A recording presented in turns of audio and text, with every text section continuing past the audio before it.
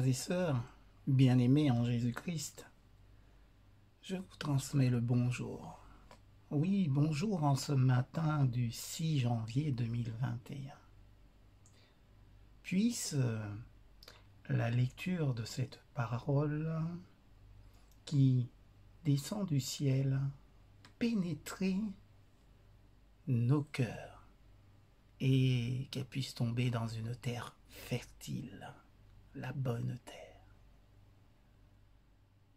Notre méditation se trouve dans un livre d'Ellen White s'intitulant « Christ triomphant ». Christ triomphant. Et si nous avons envie de goûter à la victoire et de la vivre et de l'expérimenter, ouvrons nos oreilles et notre entendement. En ce jour,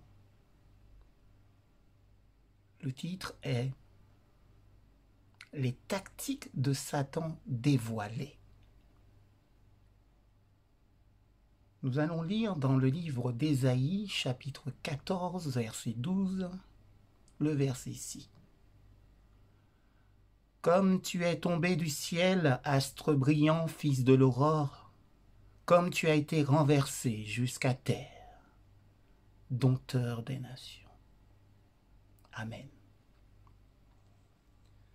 Rejetant avec dédain les arguments et les supplications des anges fidèles, il, parlant de Satan, les a dénoncés comme des esclaves trompés. Il ne reconnaîtrait plus jamais la suprématie du Christ. Hélas. Il avait décidé de réclamer l'honneur qui aurait dû lui être donné et de prendre le commandement de tous ceux qui deviendraient ses disciples. Et il a promis à ceux qui entreraient dans ses rangs un gouvernement nouveau. Pause. Cela ne vous rappelle rien, le grand reset, le gouvernement nouveau? Permettez-moi de poursuivre quelques instants.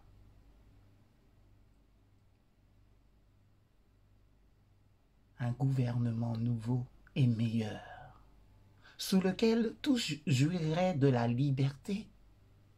N'est-ce pas ce que l'on nous propose avec la vaccination comme l'unique moyen qui nous libérera d'un certain virus? Un grand nombre d'anges ont signifié leur intention de l'accepter comme leur chef. N'est-ce pas ce que nous propose l'encyclique papale comme étant le chef du programme familial et de ce nouveau monde?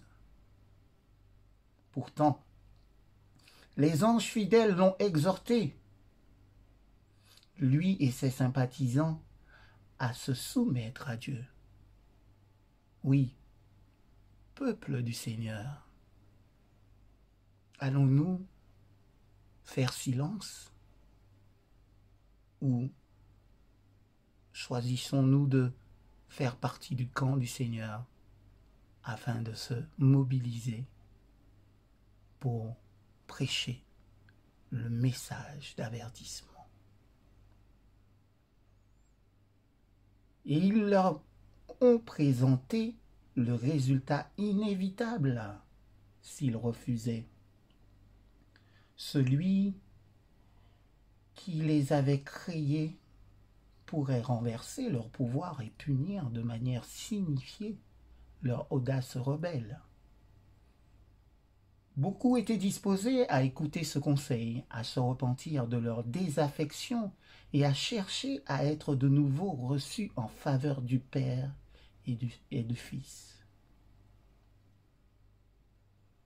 Mais Lucifer avait une autre tromperie prête. Le puissant révolte déclara, maintenant que les anges qui s'étaient unis à lui étaient allés trop loin pour revenir, qu'il connaissait la loi divine et savait que Dieu ne pardonnerait pas. Voyez-vous la subtilité le mensonge.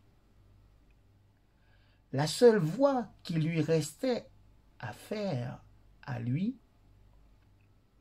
et à ses disciples, disait-il, était d'affirmer leur liberté et d'acquérir par la force les droits qui n'avaient pas été volontairement accordés.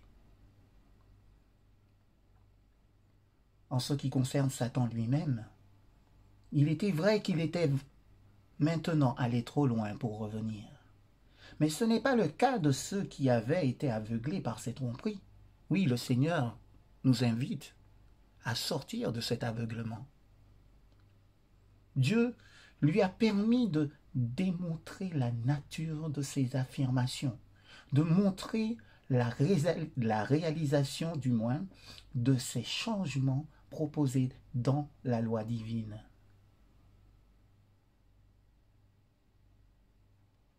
Son propre travail doit le condamner. Satan avait affirmé dès le départ qu'il n'était pas en rébellion. L'univers entier doit voir le trompeur démasqué. Oui, démasqué. Même lorsqu'il a été chassé du ciel, la sagesse infinie n'a pas détruit Satan.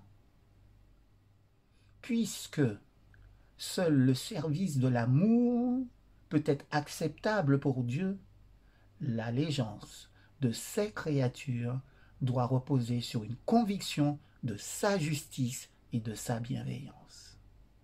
Que l'Éternel bénisse sa parole et ceux qui l'entendent.